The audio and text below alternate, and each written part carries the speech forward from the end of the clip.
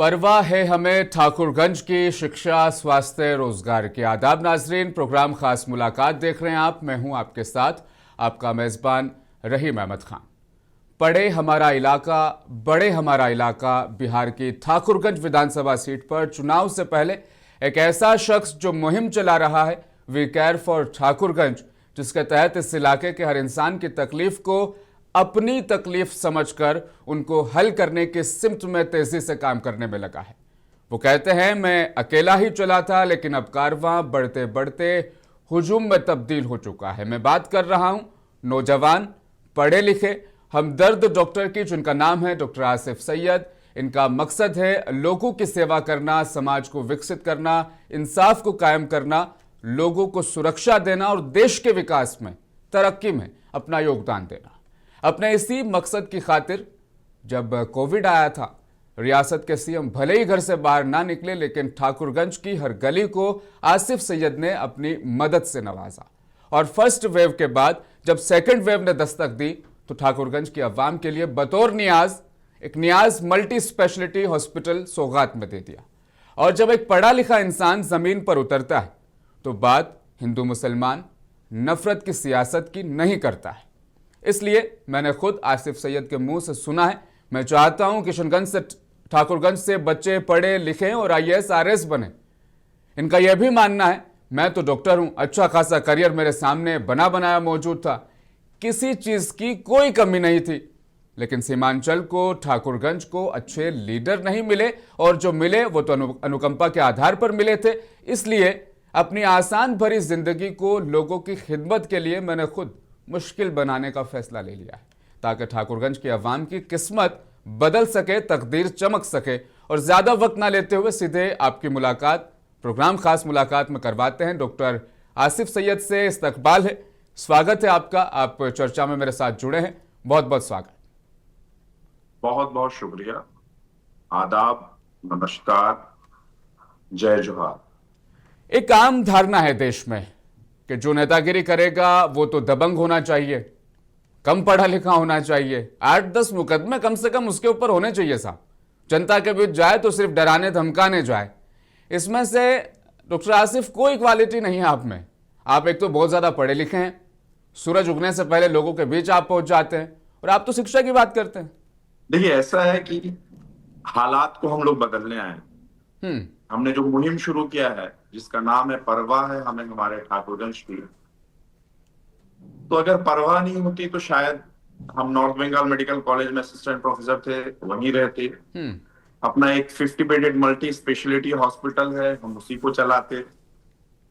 लेकिन 5 साल के दौरान हमें ये लगा कि जो बीमारियों का हम ट्रीटमेंट कर रहे हैं, इससे ज्यादा बीमारी समाज में फैली हुई है, जिसको हम बिचौलिया के तौर पे देखते हैं। जो गरीब लोग हैं वो लूटे जा रहे हैं, बर्बाद हो जा रहे हैं।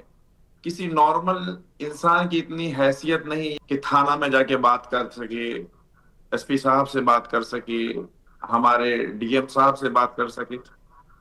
लोगों को डरा के रखा गया है। और मेरी तालीम अलीगढ़ मुस्लिम यूनिवर्सिटी से हुई है, वहां के स्टूडेंट पॉलिटिक्स में हम लोग बहुत एक्टिव रहे हैं। तब हम लोगों को लगा कि नहीं, अब हम लोगों को कुछ काम करना चाहिए। तो हम लोग कुछ दिनों पहले एक मुहिम चलाए, जिसका नाम है परवाह है हमें हमारे ठाकुरगंज की। उसमें शिक्षा अदम प्रायोरिटी है, क्योंकि देखिए, मैं जो वापस ठाकुरगंज आके एक हॉस्पिटल खोला, अगर मैं पढ़ा लिखा नहीं होता तो शायद मैं हॉस्पिटल नहीं खोल पाता, लोगों की खिदमत नहीं कर पाता। तो हमने प्रायोरिटी में रखा है शिक्षा, दूसरी पे रखा है स्वास्थ्य, तीसरा है रोजगार, और चौथा है एंटी करप्शन। तो अब जब हम लोगों ने ये चलाया, तो अब हम सोचे लोगों के बीच हम लोग कैसे जाएं। तो लोग जनसभा कहते हैं, लेकिन हम अलीगढ़ से पढ़े हैं, तो और हमें लगा कि मशवरे में खैर है, हमारे हुजूर ने फरमाया। तो हम लोगों ने महफिल का नाम रखा महफिल मशवरा।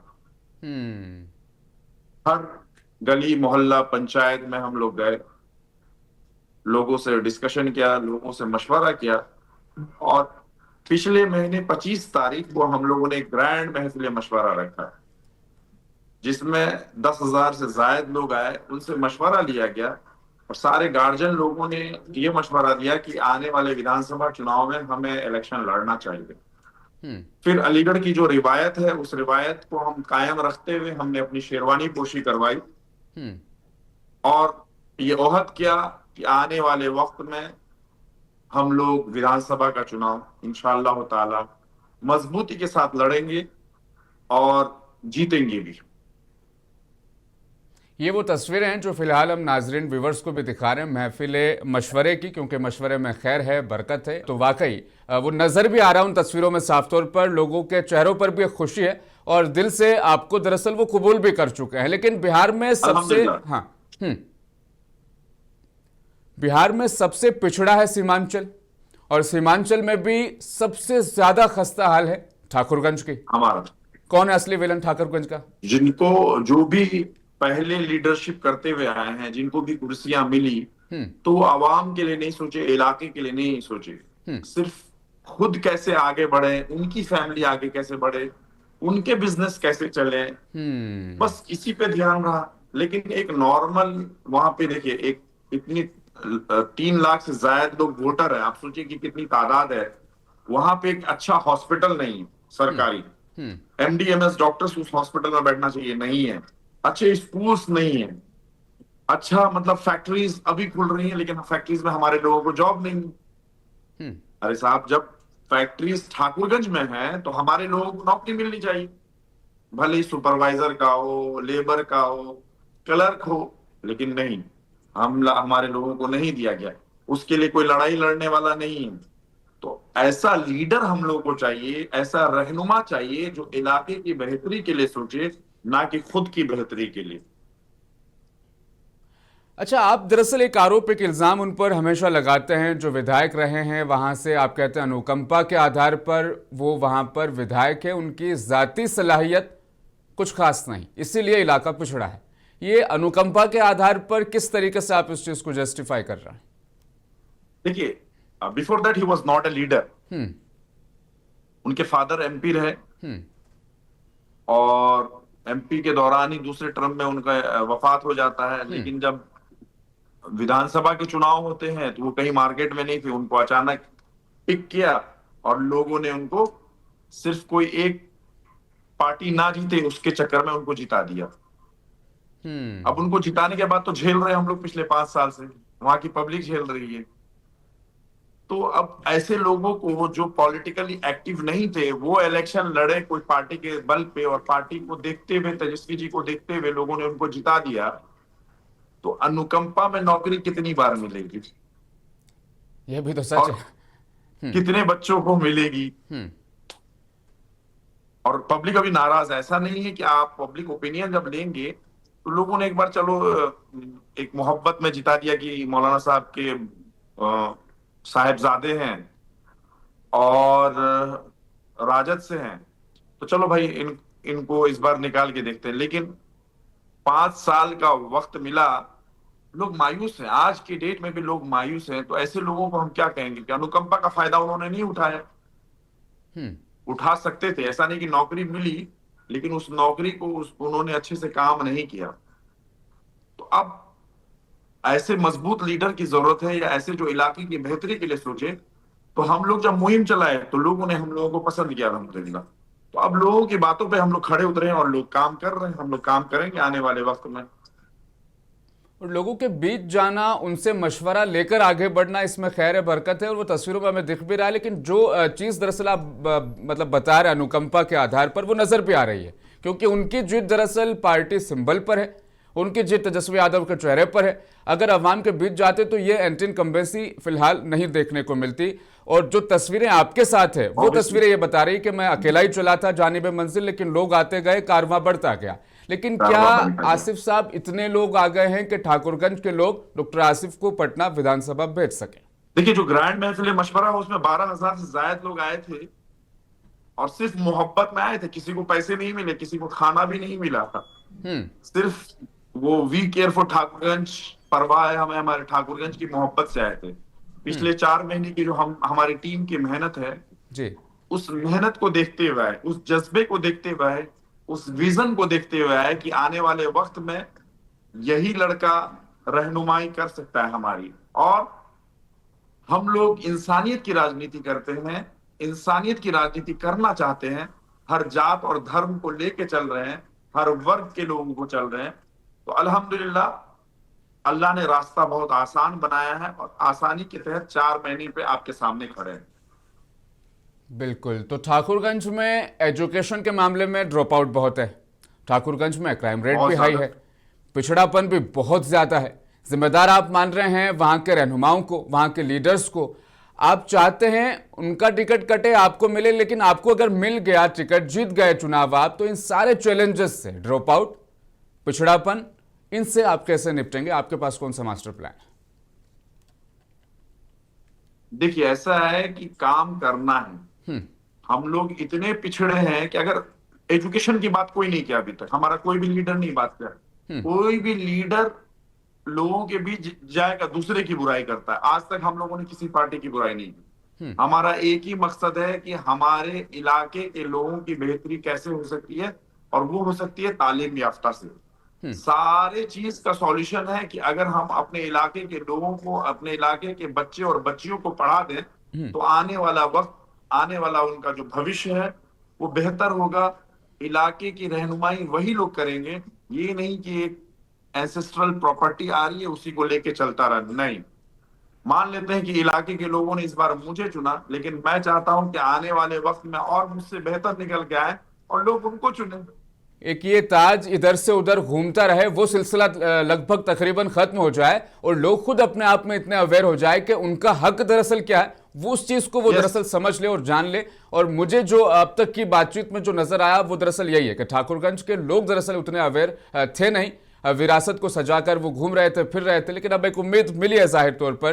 लेकिन लेकिन अवेयर किया है, लोगों को अवेयरनेस प्रोग्राम ही चलाया है और लोग इस चीज को समझे हैं। और देखिए, कमियां हम लोगों में भी है, क्योंकि हम लोग भी एक रिवायत से चल रहे कि चलो भाई जो जीत रहा है जिताओ। कभी कोई हिम्मत नहीं कर रहा था सामने आने की, मैंने हिम्मत जताई है और अल्लाह की तरफ से मदद हो रही है। तो इंशाअल्लाह ताला आने वाले वक्त में मुझे उम्मीद है कि रहनुमाई हम लोग करेंगे और बेहतर करेंगे। जाहिर तौर पर ये तमाम चीज़ें आपकी तस्वीरों में, सोशल मीडिया पर जिस तरह का आपका कैंपेन चल रहा है और लोगों का हुजूम बहुत सारी चीज़ों को यहाँ पर क्लियर भी कर रहा है, जस्टिफाई भी कर रहा है। एजुकेशन की आप सबसे ज़्यादा बात करते हैं क्योंकि आप खुद पढ़े लिखे हैं, जाहिर तौर पर करनी भी पड़ेगी क्योंकि लोगों को उसकी ज़रूरत भी। आप चाहते हैं कि वहाँ के बच्चे बच्चियाँ। मैंने एक स्लोगन दिया है, पढ़ेगा सीमांचल तभी बढ़ेगा सीमांचल। अगर पढ़ेगा नहीं सीमांचल तो खाक बढ़ेगा सीमांचल। मैं चाहता हूं कि सीमांचल के लोग ज्यादा से ज्यादा तालीम याफ्ता हों। जो लिटरेसी रेट हमारे यहाँ का 30% है, वो 30% अगर 10th तक देखते हैं, लेकिन ड्रॉप आउट रेट बहुत ज्यादा है। इसकी लोग वजह अपने क्या है बच्चों दरअसल? को पढ़ाने भेज देते हैं, मतलब काम के लिए भेज देते हैं, अपनी बच्चियों की शादी के लिए। तो मैं चाहता हूं कि वहां के इलाके के लोग दान दहेज मेहमान नवाजी से हट के अब उन पैसों को बचा के अपने बच्चों को तालीम याफ्ता करें और मुझसे बेहतर बनाए। मैं तो एक डॉक्टर बनाऊं, मैं तो चाहता हूं कि इलाके के लोग IAS IPS BDO CO हमारे इलाके के लोग बने। हम दूसरों की रहनुमाई क्यों करें भाई? हमारे बच्चे अगर कल के डेट में अच्छा करेंगे तो इलाका अपने आप अच्छा हो जाएगा, सारी बदहाली अपने आप दूर हो जाएगी, सब चीज। देखिए, हमारे कुरान में जो हुजूर पाक को कुरान पाक नाजिल हुई थी, उसमें पहला वर्ड जिब्रील अलैहिस्सलाम ने कहा था इकरा। इकरा मतलब पढ़। तो अगर हम अपने इलाके के लोगों को, हर धर्म हर जाति के लोगों को अगर पढ़ाई करते हैं तो कामयाबी तो वही है। शिक्षा आई तो फिर तमाम चीजें बेहतर हो जाएगी। पहला मूल मंत्र ही Obviously। दरअसल शिक्षा है। अब दरअसल वहां पर जो स्कूल्स हैं, सरकारी स्कूलों के मैं खासतौर पर पहले बात करूंगा, क्या सरकारी स्कूलें बेहतर नहीं है? प्राइवेट स्कूलों में जाने के लिए लोगों के पास उतने पैसे नहीं है। वजह कहाँ है दरअसल? मसला, पूरा मामला कहाँ आकर मतलब देखिए, खत्म हो? सरकारी स्कूल के मामला उतने अच्छे नहीं है और प्राइवेट में पढ़ाने के लिए लोगों के पास पैसे नहीं। अगर हम सरकारी स्कूल को बेहतर कर सकते हैं, बेहतर टीचर ला सकते हैं। देखिए, हमारे लीडर को चाहिए कि भाई स्कूल का इंस्पेक्शन करे, टीचर की क्वालिटी देखे, वो विधानसभा में जाके बातें रखे, फिर ना लोग डरेंगे कि हाँ भाई हमें पढ़ाना है, इलाके के बच्चों को पढ़ाना है। लेकिन कोई इस बात पे ध्यान नहीं दे रहा। सबको सिर्फ और सिर्फ अपने जेब भरने हैं, अपने काम निकालने हैं। भाड़ में जाए पब्लिक, भाड़ में जाए हमारे विधानसभा के लोग। कमेंट्स भी थे, कुछ एक नेगेटिव थे जिन पर मैं आपके रिमार्क्स लेना चाहूंगा। किसी ने लिखा कि इनका तो खुद का अस्पताल है, ये विधायक बन गए तो सरकारी अस्पतालों को क्यों ठीक करेंगे? खुद का अस्पताल है, लेकिन मेरे अस्पताल में भी सरकारी आयुष्मान भारत का योजना चलता है, हम्म। मुफ्त में ऑपरेशन होते हैं। हम्म। और रही बात की, देखिए ऐसा है कि मैं एक डॉक्टर बना तो अस्पताल खोला, हम्म। और अस्पताल खोल के वो भी सरकारी सहूलियत के हिसाब से लोगों को मैं फायदा पहुंचा रहा हूँ। हम्म। दूसरे, जब मैं अपने हॉस्पिटल के थ्रू सरकारी लाभ दिलवा रहा हूँ लोगों को, तो मैं तो कोशिश करूंगा कि सरकारी अस्पतालों में भी वो लाभ मिले। अरे साहब, मेरे पास लोग क्यों आएंगे? इलाके में डॉक्टर्स ही नहीं है, सरकारी अस्पताल में डॉक्टर रहता नहीं, एमडीएमएस डॉक्टर नहीं है, हम्म। तो जाएगा कहाँ? मेरे ही अस्पताल में आएगा। और तो जब मेरे अस्पताल में आएगा तो सरकारी जो चीजें हैं वो मिलेंगी, थोड़ा बहुत फीस लगेगा ही, उतना तो देना पड़ेगा, क्योंकि अकेले तो मैं बैठा हूं। मैं तो, देखिए ऐसा है कि मेरा एक ब्रांच है, मेरे जगह मैंने रिप्लेसमेंट कर दिया हॉस्पिटल में, बाकी 10 से ज्यादा एमडीएमएस डॉक्टर है जो हॉस्पिटल को चला रहे हैं, और मैं मुहिम चला रहा हूँ, मुहिम में एक्टिव हूँ, तो इसमें कोई दिक्कत नहीं होना चाहिए। अब कुछ लोग तो बोलेंगे, लोगों का काम है कहना, अगर लोगों की बातों पे आ गए और उनकी सुनते रहे तो आप कभी कुछ कर नहीं पाएंगे। हाँ, और कुछ लोग दरअसल ये भी कह रहे हैं कि अगर आप इलेक्शन लड़ेंगे तो मुस्लिम वोट बैंक डिवाइड होगा, यहाँ पर फायदा बीजेपी को हो जाएगा, इस तरह की धारणा भी है। नहीं, मैं लोगों से कह रहा हूँ कि जो बेहतर कैंडिडेट है उसको जिताइए भाई आप। हम्म। और अगर मान लेते हैं, चलिए मैं ही हूं और भी मुस्लिम कैंडिडेट हैं, जितने भी मुस्लिम कैंडिडेट है उनका डिबेट आप अपनी टीवी पे कराइए, जो बेहतर लगता है उसको बोलिए किसको जिताए, मैं उस डिबेट के लिए तैयार हूं। हम्म। मतलब पार्टी सिंबल ऐसा या तो नहीं चेहरे है को ना नहीं कि बल्कि मैं इंसान के किसी कैरेक्टर गैर को को देखकर वोट जीतने दिया के, जाए तो ठाकुरगंज का विकास मुमकिन है। ऑब्वियसली ये अपने आप में एक बड़ा बस। कमेंट है, क्योंकि हिंदुस्तान की पॉलिटिक्स दरअसल इस राह पर लंबे समय से नहीं चल रही है। हिंदुस्तान की पॉलिटिक्स में दरअसल हो ये रहा है कि पार्टी सिंबल और किसी बड़े नेता के चेहरे पर किसी छुटभइये नेता को जिता देना और फिर इलाके में अपने रोना जो है वो 5 साल तक जारी रखना एक बड़ा चैलेंज और सबब बना हुआ है अपने आप में। लेकिन आसिफ साहब, लंबा चौड़ा आपका करियर मौजूद था, अच्छे खासे डॉक्टर थे, बड़ी यूनिवर्सिटी से पढ़े लिखे, अच्छी खासी आपकी नौकरी चल रही थी, राजनीति में आना है। मतलब ये इंस्पिरेशन दरअसल कहाँ से मिली?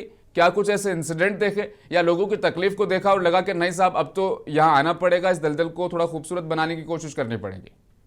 लोगों की तकलीफ को देखते हुए हाँ। हम लोगों ने, हमारी टीम ने ये फैसला लिया है। अगर हमारा रहनुमा अच्छा होता तो शायद मैं अस्पताल ही चलाता और अपनी सरकारी नौकरी करता, लेकिन हालात को देखते हुए हमारी टीम ने ये फैसला लिया। पहले तो हम लोगों ने मुहिम चलाया, और उस मुहिम के माध्यम से जो जनरल पब्लिक है वो बहुत मोहब्बत करने लगी, और वो उनको दिखने लगा कि इस शख्स को या इस टीम को हम लोग को इलेक्शन लड़ाना चाहिए और विधानसभा भेजना चाहिए। तो लोगों की मोहब्बत की वजह से हमारे अंदर भी वो जज्बा जागा कि चलो भाई हम लोग इलेक्शन लड़ते हैं। दो ऐसी पार्टियां हैं जो सीमांचल में अपने दबदबे को, अपने रसूख को साबित करने की कोशिश में लगी है। एक ऑल इंडिया एमआईएम की मैं दरअसल यहाँ पर मैं बात कर रहा हूँ, मजलिस इत्तेहादुल मुस्लिमीन की, और दूसरी आरजेडी जो कि आपके बिहार की इलाकाई पार्टी भी है। दोनों पार्टी के नज़रियात को आप कहाँ ठहराते हैं कि मुस्लिम अवाम के लिए कौन ज़्यादा फायदेमंद और बेहतर है? और दरअसल आपका दिल आरजेडी की तरफ है, जो कि नज़र भी आता है, गाहे बगाए आप तेजस्वी यादव की तारीफ भी करते हैं और आप चाहते भी हैं कि आरजेडी से ही आपको टिकट नहीं, मैं मिले। असद साहब की भी तारीफ किया हूँ, ऐसा नहीं है, असद साहब की भी तारीफ किया हूँ, अब वो भी पढ़े लिखे हैं। ठीक है, वो भी पढ़े लिखे हैं जाहिर तौर पर। अब दोनों के नज़रियात को आप किस तरीके से देख रहे हैं? बेहतर कौन है फिर? देखिए, दोनों का विजन क्लियर है, ठीक है, लेकिन क्या है कि आरजेडी बिहार में मेजोरिटी में है। अगर हम सब माइनॉरिटी के लोग मिलके आरजेडी को बढ़ावा देते हैं तो गवर्नमेंट बना सकते हैं, लेकिन अगर हम एमआईएम की तरफ जाते हैं तो हम लोग गवर्नमेंट नहीं बना सकते, बस चंद सीटों के साथ हम किसी को सपोर्ट करेंगे। और ऐसी हालत में, जो अभी हिंदुस्तान की हालत है, ऐसे हालत में मैं चाहूंगा कि इंडिया गठबंधन की सरकार बने और हम तेजस्वी को सपोर्ट करें कि आने वाले वक्त में तेजस्वी हमारे इलाके की और हमारे बिहार की रहनुमाई करे। क्योंकि और ऐसा भी नहीं है कि हम लोग एमआईएम में जाके ज्यादा सीट्स तो नहीं आ रही है, तो बेहतर है कि हम लोग राजद को सपोर्ट करते हुए उनको आगे बढ़ाएं। और दरअसल इसके पीछे एक और वजह है ना, एमआईएम ने कई बार लेटर भी लिखा है, दरअसल वो भी शामिल होना चाहते हैं महागठबंधन में ताकि उसको ज्यादा मजबूती मिले, और मजबूती के साथ, क्योंकि इस बार चांसेस भी थोड़े से नजर आ रहे हैं, एंटी इनकम्बेंसी बहुत ज्यादा एनडीए के खिलाफ, तो आरजेडी का पलड़ा भारी और हमें कोशिश करनी चाहिए एकजुट होकर वाकई अपने आप में। लेकिन अब दरअसल मामला ऐसा है आसिफ साहब के, मान लीजिए आरजेडी ने आपको टिकट नहीं दिया, निर्दलीय आप चुनाव लड़ेंगे जाहिर तौर पर, कितने परसेंटेज चांस जो है वो रहेंगे फिर आपकी विक्ट्री के? नहीं, हम लोग तो चुनाव लड़ेंगे एट एनी कॉस्ट, उसमें कोई दो राय नहीं है। लेकिन पब्लिक बहुत ज्यादा मोटिवेटेड है और बहुत ज्यादा मोहब्बत जताई है हम लोगों पे, तो लोगों ने ये कहा कि हम लोग इंडिपेंडेंट भी जिताएंगे इंशाल्लाह। मतलब आप इंडिपेंडेंट बाकी भी जीत मुकद्दर जाएंगे जो और लिखा है, पार्टी का अल्लाह ने टिकट मिल लिखा गया है तो किस्मत 100% श्योरिटी है, आप ये दरअसल मान के चल रहे हैं? हाँ, तो फिर आपका तो ये लोग आरजेडी हाँ को पसंद करते हैं, हाँ, और अभी लोग जो है आरजेडी का जो प्रेसिडेंट विधायक है उनको पसंद नहीं कर रहे। तो फिर आपका तो ये लेकिन पैगाम अगर जाहिर तौर पर आरजेडी तक पहुंचना भी चाहिए, इसमें कोई शक नहीं है। अगर आपको ऐसा लग रहा है कि आप निर्दलीय तो जीतेंगे ही लेकिन टिकट मिल गया तो फिर 100% चांस है, तो ठाकुरगंज की जो एक सीट है चुनाव से पहले ही विनर जो है वो डिक्लेयर हो जाएगी, लैंडस्लाइड विक्ट्री होगी इंशाल्लाह। अब दरअसल नजरियात की जब हम बात कर रहे हैं तो मुकम्मल बिहार को लेकर के भी हमें थोड़ी सी बात करनी चाहिए। पिछले लंबे वक्त से बिहार वाकई पिछड़ेपन का शिकार है।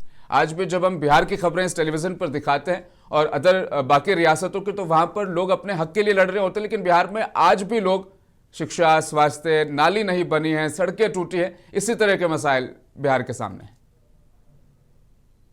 देखिए, ओवरऑल बिहार में जो है ना, मतलब अगर पढ़े लिखे लोग आए, लीडर अच्छे आए, वो इलाके की बेहतरी का सोचेंगे। अब क्या है कि लीडर ही कभी जेल में है तो कभी किसी और मामले में फंसा हुआ है, तो वो अपने ही मशगूल इतना हो जाता है अपने मामलात को लेके कि इलाके की सोच नहीं पाता है।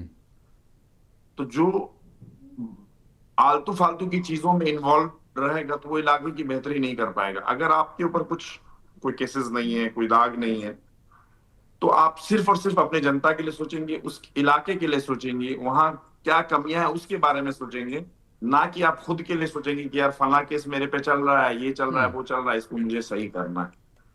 तो अगर पूरे बिहार में कैंडिडेट अच्छे देख के दिए जाए और उन गवर्नमेंट में आए तो 5 साल के अंदर बिहार बदल जाएगा, लिटरेसी रेट बढ़ जाएगी, लोगों के जो बदहाल है वो खुशहाल हो जाएंगे, सब बेहतर हो जाएगा। ठाकुरगंज में भी है पलायन का दंश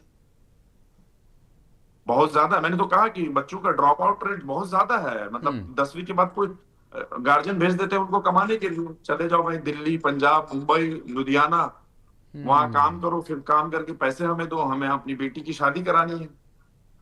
लोगों का यही ट्रेंड है वहां का। अच्छा, बिहार में एसआईआर हुआ, ठाकुरगंज के लोगों के वोट के अधिकार की हिफाजत करना भी डॉक्टर आसिफ की जिम्मेदारी है, इसके लिए आप कोई पहल चला रहे हैं? नहीं, हम लोग इस पे बहुत काम किए। एसआईआर पे जो जो हो सकता है वो हम लोगों ने किया है।